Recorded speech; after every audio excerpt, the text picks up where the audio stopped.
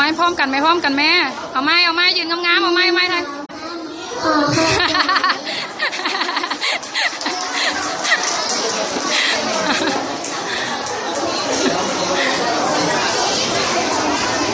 เก่งหลายลูกขอเสียงตัวมือซุ้มเซ่หลานน้อยอีกแน่เนาะก็